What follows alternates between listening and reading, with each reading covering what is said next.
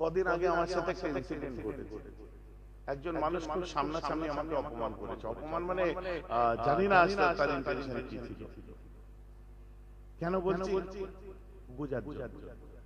আমাকে সামনাসামনি এসে বলছে, আপনার কোথায় বাড়ি? হুগলি জেলা। আপনি কি করেন? না, আপনাকে দেখে মনে হচ্ছে আপনি কেউ তাও টুপিও মাথায় ছিল না। না, আপনাকে দেখে তো কিছু একটা মনে হচ্ছে। কি মহা মুশকিল, কিছু একটা মনে হচ্ছে। তো যে দোকানে ছিলাম সে দোকানদার বলছে উনি ফুরফুরার হুজুর। আর বলতে কেমন তেলে বেগুনে চলে গেছে। ফুরফুরার হুজুর আপনাদের বেশি দিন চলবে না। আমার বাপ কবে এর কাছে ধার করে রেখেছিল যে নাম শুনে রেখে গেছে। বুঝতে পারছি। আমি হাসলাম।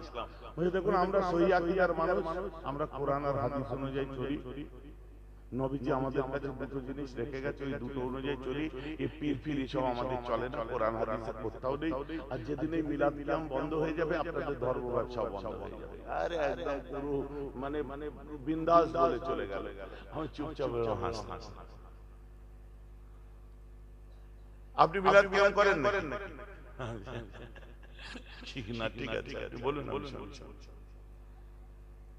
আপনারা হলে রেগে যেতেন না। আমার যুবক ভাইদের কারণ আল্লাহ বলে দিয়েছেন যে যদি কোনো এমন মানুষ তোমাদের কাছে এসে কিছু বলে, খুশ কারণ তুমি বুঝতে পারছো তার গ্রেডটা তোমার সেকেন্ড টাইম লাগে না মাপতে। তার লেভেলটা কোন লেভেল তোমার কিন্তু সেকেন্ডও লাগবে না মাপতে। আমি শুধু এতটুকু বললাম, ইটস আওয়ার রিলিজিয়াস ডাইভার্সিটি। মানে এটাই হচ্ছে আমাদের ধর্মীয় বৈচিত্র্য, যেখানে কাদিয়ানীও আছে, শিয়াও আছে, আলে হাদিস আছে, সব আছে। বুঝতে পারেন, ঘরে যে শুনে বুঝতে পারেন যে আমি অন্য কোন দলের নাম বলবো না। একই পাল্লায় কাদিয়ানী, শিয়া সব এক পাল্লায় বাঁধা দিয়েছে। ঘরে যে ভাবো তর্ক করার দরকার নেই। তোমাকে কেউ খারাপ বলে দিলে তুমি কি খারাপ হয়ে গেলে? তোমার বদনাম কখন মানুষ করবে? যখন দেখবে তোমার সমালোচনা করছে, তোমার বদনাম করছে। আমার যুবক ভাইদের বলি, মুরব্বীদের বলার আমি করবো না। আমার যুবক ভাইদের বলি, বিলিফ সিস্টেমকে স্ট্রং করো। আর নিজে মনে মনে একটা জিনিস ভাবো, তুমি চিন্তা করে দেখো যে তোমার বিলিফ সিস্টেম যদি আজ স্ট্রং হয়, তোমার যদি নিজের উপর আস্থা, বিশ্বাস, নিজের ধর্মের উপরে, নিজের কর্মকাণ্ডের উপরে তোমার যদি আপনার বিশ্বাস স্ট্রং হয়, তুমি থাইল্যান্ড লক্ষ্য করো। Thailand বাসীর customs of religion different and তাদের belief system কত strong. They people piercing the bamboo stick in him. We are saying that is torture, but they people say it's not torture, but we are getting purified. Our Lord getting close to us. See the South India, they people carrying the Durga lamination as open warning. We are saying that is torture, but they said no, we are getting purified. Our Durga Maya getting close to us. It is the belief system, বিশ্বাস অন্তরের মধ্যে ঢুকেছে। এখানে বাসের কোনটি ঢুকিয়ে দিক থেকে বার করছে, থাইল্যান্ডের বিলিফ সিস্টেম স্ট্রং করেছে। আপনি এত বাস্তব একটা ধর্ম পেয়েছেন যে কোরআনের মধ্যে সেদিনে যেটা লিখেছে আজও চোখে দেখতে পাচ্ছেন। কোরআন বলেছে ফেরাউনের কথা, মিশরের জাদুঘরে আজও ফেরাও আছে। কোরআন বলেছে দুটো সমুদ্র বয়ে যাচ্ছে, এর মধ্যে কোনো পর্দা নেই, একটার সঙ্গে আরেকটা পানি মিশছে না। আপনি চলে যান মায়াপুরে, চলে যান ত্রিবেণীতে, গঙ্গার দুটো পানি বয়ে যাচ্ছে, দুটো কালার একটার সঙ্গে আরেকটা মিশছে না। মারাজাল বাহরাইনি ইয়ালতাকিয়ানি বাইনাহুমা বারযাকুল লা ইয়াবগিয়ান। কোরআন তো মিশছে কি একটার সঙ্গে আরেকটা? কোরআন যা যা বলেছে, আজকে কোরআনে অ্যাস্ট্রোনমি খুঁজুন পাবে, কোরআনে গণিত বিদ্যা খুঁজুন পাবে, কোরআনে মেডিকেল খুঁজুন পাবে, কোরআনের মধ্যে all in one differentiated by a large section of human race. মানব জীবনের একটা বিশাল বড় অধ্যায়কে মেইনটেইন করে কোরআন। এই পাগলা পরেরটা আপনারা বলবেন, বলে দিলে হয়ে গেল। বুঝতে পারছেন? এসব দিয়ে বেশি না নাচানাচি করতে মন খারাপ করো না যুবক ভাইরা, নিজের জায়গায় স্ট্রং থাকো এবং কিভাবে চলতে হয় তোমার পারসেপশনটাকে তুমি রাইট করো। তার জন্য তোমাদের প্রয়োজন আছে গাইডলাইন। আলহামদুলিল্লাহ আমরা তৈরি আছি। ভাই কথা বুঝতে পারছেন? আমার লক্ষ্য একটাই যে ইয়াংস্টার নিউ জেনারেশন যারা আজকে সমাজের মূল স্রোতে আসতে চাচ্ছে তাদেরকে সুযোগ করে দাও, তাদেরকে জানতে দাও, তাদেরকে বুঝতে দাও। তাদের অনেক প্রশ্ন থাকতে পারে, অনেক কিছু জানার থাকতে পারে, বোঝার থাকতে পারে, তারা আমাদের কাছেই তো সেগুলো বুঝে নেবে। কথা বুঝতে পারছেন? যাই হোক, আজ আর আমি বেশি দেরি করছি না, একটা বেজে গেছে। আমি সেই বলিনি প্রথমে, এখন বলি, আমি সেই বেলা 8:30 থেকে কাজ করছি। গতকালও তাই হয়েছে, তার আগের দিনও তাই হয়েছে, আজও তাই হয়েছে।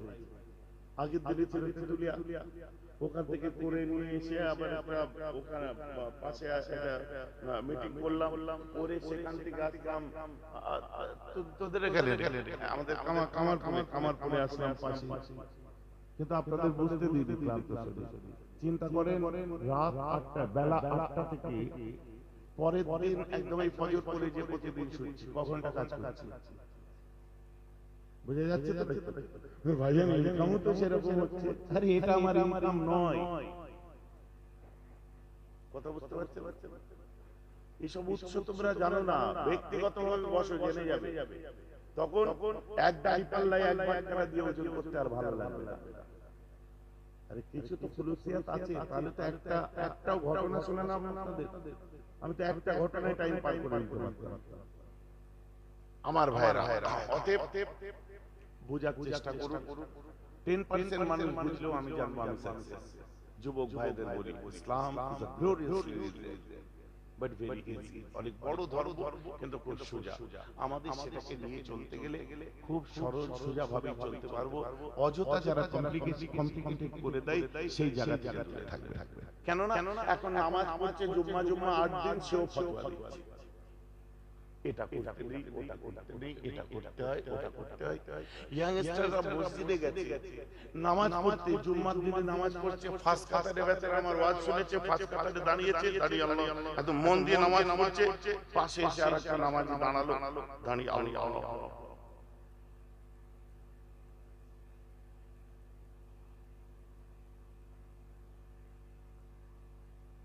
ये नामाज पढ़ते पढ़ते আর চাঁদে আরে তাদের সামনের কাতারে আগলে দিন, ঈদের দিনে তাদের সাথেও গলায় গলা মিলাও। ওদের সাথে মিললে আমাদের শরীরটা নাপাক হয়ে যাবে। কেন? ওই অসুবিধা আছে। কি অসুবিধা আছে? মাল খায়।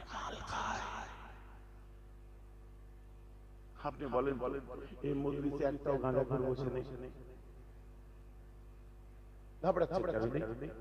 এই মজলিসে একটাও মদ খাওয়া ছেলে বসে নেই, এই মজলিসে আপনারা বলেন আছে নিশ্চয়ই, এই মজলিসে একটাও পড়লিয়া ছেলে বসে নেই, এই মজলিসে একটাও সুদ করতে বললে ভাইজান ডাইরেক্ট বলছেন আপনাকে আর দাওয়াত করবে না।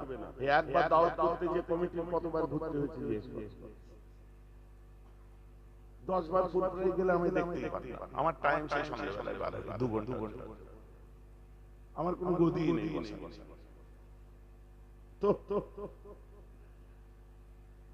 তো আজও যদি সরাসরি ডাইরেক্ট এই কথাগুলো গাঁজাখোর যদি না বলি, সুদখোরকে সুদখোর যদি না বলি, মালখোরকে মালখোর যদি না বলি, মুখের মধ্যে আজও কথা বলার টাইম আছে। আপনারা বলুন কোন লিয়া হালাল না হারাম? আরে জোর করে বলুন, যারা নিয়েছেন তারা বলুন হারাম। কোন নেয়া কি হারাম? কিন্তু আমি আমার যুবক ভাইদের একটা কথা বলতেই পারি, তোমরা কোনদিন আমাদেরকে প্রশ্ন কিসের জন্য করুনি, আজকে তার উত্তর দাও। কারণ কোন নিয়া কি বললে তোমরা জোরে বলুন। বিয়েটাকে মাস্টারে পড়াই, বিয়েটা ডাক্তারে পড়াই, বিয়েটা উকিলে পড়াই, বিয়ে কারা পড়ায়? প্রশ্ন করেছে সেই আলেমকে, হুজুর যৌতুকের বিরুদ্ধে ওয়াজ করেন কিন্তু বিয়েটা কেন পড়ায়? করিনি আমরা প্রশ্ন? বাবা ওরা হুজুর কোথায় বদদুয়া দেবে, ইঁদুর হয়ে যাবে, আমরা করিনি প্রশ্ন। আরে ওই ছেলেটি গাঁজা খাওয়ার আঙ্গুল তুলে দেওয়া অনেক সোজা ব্যাপার।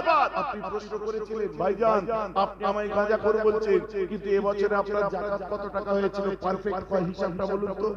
100 জনের মধ্যে 10 জন জানেই না তার কত টাকা যাকাত হয়, আর 10 জন জানে 100 জনের 90 জন জানেই না তার কত টাকা যাকাত হয়, আর 10 জন জানে যারা দেয়। এখন আপনি বলুন যদি মদ খাওয়া হারাম হয়, গাঁজা খাওয়া হারাম হয়, তো যারা গাঁজা খায় মসজিদের তেজ সীমানা মারায়, যারা মদ খায় মসজিদের তেজ সীমানা মারায়, আর যে জাকাত মেরে খাচ্ছে নিজের বউ বাচ্চা নিয়ে ঘরে বসে হারাম খাচ্ছে জাকাত না দিয়ে, ওরা 5 ওয়াক্ত নামাজও পড়ে। একবারে বলেছেন যে আপনারা নামাজ পড়ে হারাম খান কেন? আপনাদের থেকে আমরা ভালো আছি, মাল খেতে পারি, মসজিদ চত্বরে গেছিলাম, আপনি হারাম করে মসজিদে যাচ্ছেন, তাহলে আপনার আমার তফাৎ নেই। আমিও হারাম করে, আপনিও হারাম করে, আপনি নামাজি হারাম করে, আমি বেনামাজি হারাম করে। আপনি সুদ খেয়ে টলেন না, ঘুষ খেয়ে টলেন না, জাকাত মেরে খেয়ে টলেন না, আমরা একটু দিলে টলতে টলতে আসি, তফাৎ এতটুকুই, বাকি দুজনেই হারাম হারাম পালাপালা করি। বলেছেন ভাই যে আমার কথা শুনতে খারাপ লাগছে, আঙুল তুলে দেয়া খুব ভালো, ভালো গাঁজা খোর। আমাদের সমাজে জাকাত মেরে খাওয়া পাঠাবে, সুদ নেই। কেউ কোনদিন বলে ডাইরেক্ট বললে আগামীবারে যদি দাওয়াত না করে হুজুর এরকম বলবেন না, দাওয়াত করেন না কিছু করে 50 লাখ টাকা দিলে যাব, হক কথা শোনার কান থাকবে, নিয়ে আসুন, গোলাম হয়ে দৌড়ে আসবে। দুঃখ নিলেন নাকি কথাই, তারপরেও বলবো আপনি হারাম। দুঃখ নিলেও বলবো ভাইজান আপনাদের দোষ, বললাম তো আমরাও তাতে আবার সাথ দিচ্ছি, বিয়ে পড়া। ভাইজান আমাদের মনে সাহেব পড়াবে না তো কে পড়াবে? আরে 50টা ছেলে ইমামের পাশে দাঁড়ান, মসজিদে যান, আপনারাও নামাজি হন। 50টা ইয়াং ছেলে ইমামের পাশে দাঁড়িয়ে বলুন যে আমাদের ইমাম সাহেব যখন তোর মেয়ের কন্যা বিয়ে পড়াবে না বলেছে, তো পড়াবে না, ব্যাস। ওনার সাথে আমরা আছি, কারণ আমাদের ইমাম রেখেছে নামাজ পড়াবার জন্য, ওদের পিছনে আমাদের মুরব্বীরা নামাজ পড়ে। আর তোমরা ওই কন্যা বিয়ের ইমামকে দিয়ে পড়াবে, আমাদের নামাজ গন্ডগোল হয়ে যাবে। গ্রামের মধ্যে রেগুলেশন তৈরি করুন, দেখবে যে বিয়ে পড়াবার লোক থাকবে না তো কোনটা নেবে। কিন্তু এগুলো খুব কঠিন। আসুন জমিয়ত উলামায়ে বাংলা আসামের ছত্রছায়ায় আসুন, কমিটি গঠন করুন, দাদা হুজুরের 1926 সালের সংগঠন আঁকড়ে ধরুন। এটাকে নিয়ে আমার পেট চালাতে হয়, এটাও আমার নেশা, যেহেতু দাদা হুজুর গাইডার হিসেবে বেরিয়েছে। আসুন সংগঠিত হন, দেখবেন আপনার গ্রামের উন্নতি হবে। যার জন্য দাদা হুজুর জলসা করে চলে যাবেন, সেই জায়গায় একটা করে প্রতিষ্ঠান, একটা করে সংগঠন রেখে গেছিলেন। আমরা তার স্টাইলেই চলি। যাই হোক, ঠান্ডা লাগছে বিশাল, এটাকে নামে কি করে বসে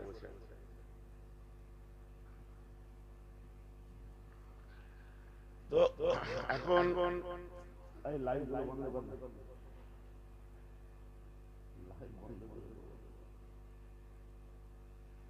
বহুত দূর থেকে কষ্ট করে ঠান্ডায় এরা আসে।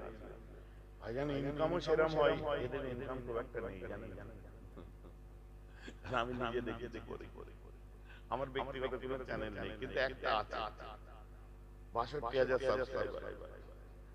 ওতে কিছু মজা নেই, নেশাই দৌড়। আর এদের বক্তব্য কোথায় ইউএসএ থেকে শুনছে, অস্ট্রেলিয়া থেকে, কত দেশ থেকে শুনে, বুঝলেন? এদেরও খেদমত আল্লাহ কবুল করুন। এদের জন্য দোয়া চাই আল্লাহ ঠান্ডায় ভালোভাবে বাড়ি পৌঁছায়। ভাববেন না যে আপনার জন্য বেশি করে ছাড়ে ওই জন্য বলছি। আমি এই সমস্ত জগৎ থেকে অনেক দূরে থাকি, এত কিছু হচ্ছে আমার পার্সোনাল বাইট দেখাতে পারবো না, যা হচ্ছে বক্তব্য হচ্ছে। যত মিডিয়া আছে তারা সব জায়গা ঘুরে মাজারের সামনে চলে আসে, অনেকে জানেই না ওটা আমার দরবার, হচ্ছে ওখানেই বসে থাকে। ঠিক বলছি না ভুল? অনেকে জানে না ওটা আমার দরবার। সোনি আউজা বলে, সোনু আউজা বলে, কি বলে আইএনএল যে রিপোর্টার, ইন্ডিয়া টিভি, সব ওখানেই বসে আছে, ওটা আমার দরবার জানে। কারণ ওটা আব্বা করে দিয়েছিলেন আপনাদের জন্য, যে ঘরটার ভেতরে আমি বসি অতটুকুই আমার, বাকিটা আপনাদের। ফ্রিজ সব লাগিয়ে রেখে দিয়েছি, যখন যাবে ঠান্ডা পানি টানি খাবে না, এখন শীতের সময় নয়। ঠিক আছে, আমার সঙ্গে দেখা না হলো কোনো ব্যাপার না, আপনারা দাদা হুজুরের মাজার জিয়ারত করবেন, ফায়জিয়াব হবে, দেখা হলো আলহামদুলিল্লাহ, না হলো তাও আলহামদুলিল্লাহ। কিন্তু ওলির দরবারে যাওয়া অভ্যাস আপনারা ছেড়ে দেবেন, কারণ এর ভিতরে অনেক কিছু পাওয়ার আছে। চলুন যেটা বলছিলাম, কেটে গেছে লাইভ। আপনারা এই জলসার জন্য আগামী বছরে কেউ কিছু দিতে পারবেন একটু বলুন। আমার ঘরে যে ঘুমাতে হবে, ফজরের মধ্যে ঢুকতে হবে। কেউ যে এই চাইবো বলবো,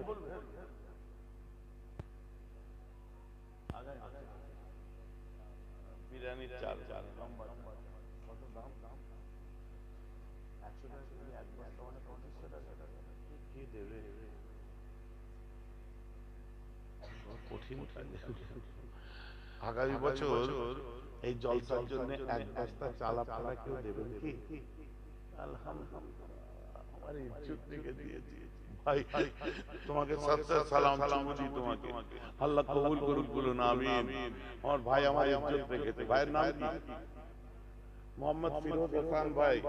সকলে বলুন মারহাবা, জিন্দাবাদ, নারে তাকবীর।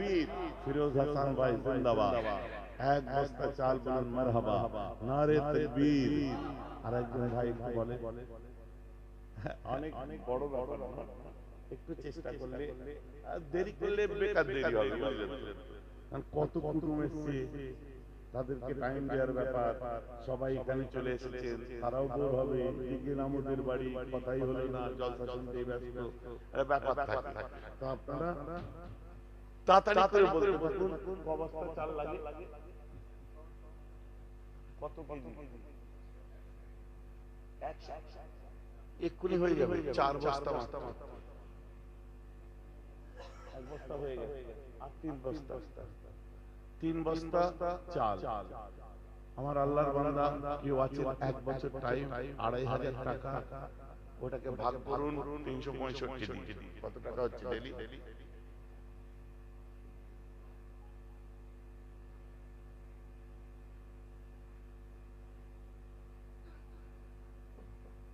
আরেক বস্তা চাল দিন কেউ ভাই, একটু বলুন। আমি আল্লাহর দরবারে আমার জামার স্টাইল জানা নেই, বুঝতে পেরেছেন? তারপরে সাহস করে লেগেছি যখন একদম না করে দেবেন।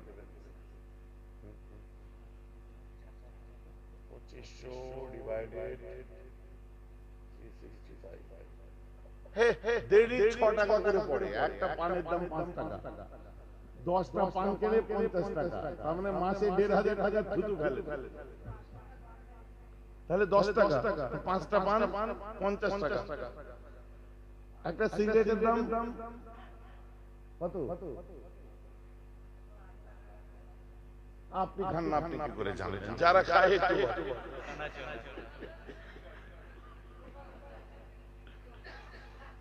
ধোঁয়ায় উড়িয়ে দিচ্ছেন কত টাকা, থুতু ফেলে দিচ্ছেন কত টাকা, মাসে 1,500, 2,000, 5,000 টাকা থুতু ফেলতে আর ধোঁয়ায় বাদ হয়ে যাচ্ছে।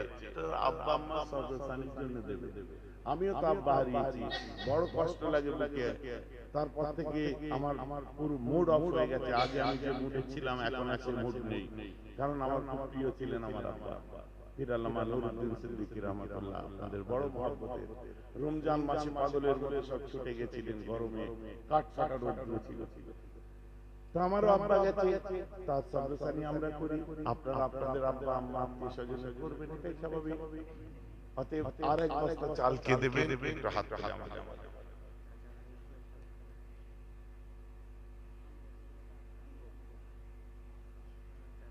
একটা চাচা ভাইপো, একটা বক্তার পয়সা দেবে, বলুন মারহাবা, নারে তাকবীর, নারে তাকবীর।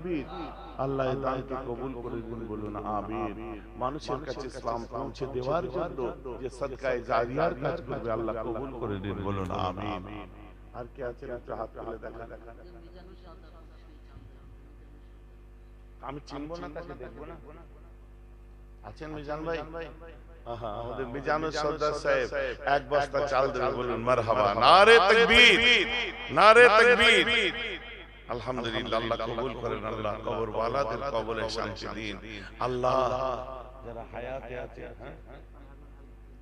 ইরফান হাবিব ভাই একটু চিনে নিতে।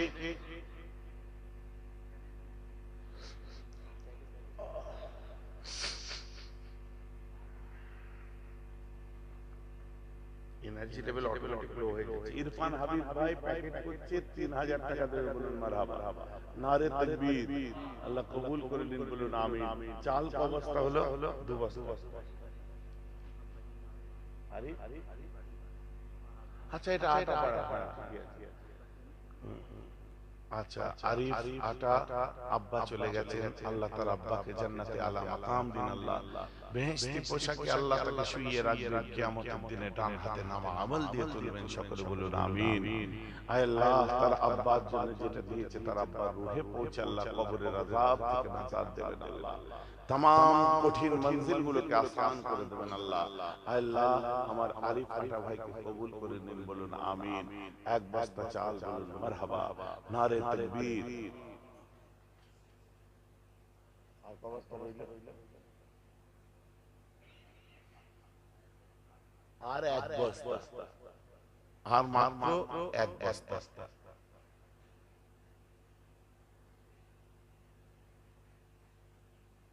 Anyone can you? নাম প্রকাশে অনিচ্ছুক গোপন দান নাজির হোসেন ভাই, এক বস্তা চাল, বলুন মারহাবা। নারে এই থুড়ি বেরিয়ে গেছে, বললো তাই উদ্দেশ্য। এক বস্তা চাল, বলুন মারহাবা। নারে তাকবীর, নারে তাকবীর। আল্লাহ নাজির হোসেন সাহেব বলুন জিন্দাবাদ।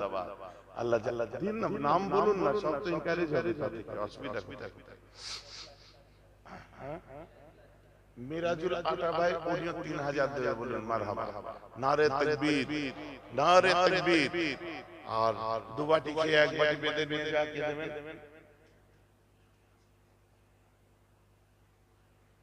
বেশি না, 10 কেজি করে, 10 কেজি করে।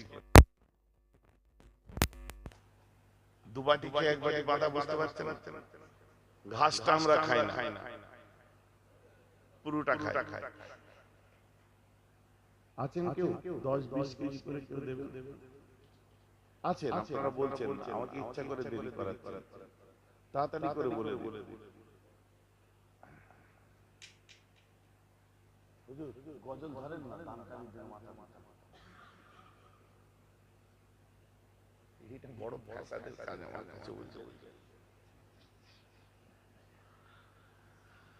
একটু বলে দিন তাড়াতাড়ি, না এরা ছাড়বে না, নামতে দেবে না, বিশ্বাস করেন। আমি ভাব বুঝতে পারছি, সহজে নামতে দেবে না, একটু তাড়াতাড়ি বলে দিন। আর কেউ আছে? মাশাআল্লাহ, মুর্শিদ আলম সাহেব। নারে তাকবীর। আরো কেউ আছেন? 5000, 3000, 2000 কেউ আছেন? রবিউল আটা সাহেব 2000, বলুন মারহাবা। নারে তাকবীর। আল্লাহ কবুল করে নিন, যারা যারা দিলেন তাদের কবরের মানুষদের কবরে শান্তি দিন, যারা হায়াত আছে হায়াতকে দারাজ করে দিন। আল্লাহ আপনি তাদেরকে কবুল করে নিন, সকলে বলুন আমিন সুম্মা আমিন। আর কে আছেন একটু তাড়াতাড়ি বলুন।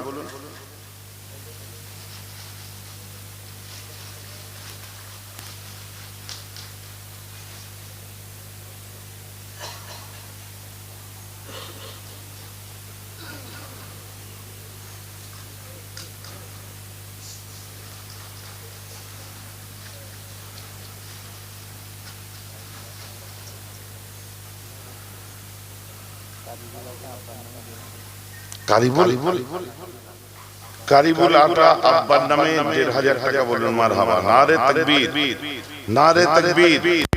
আল্লাহ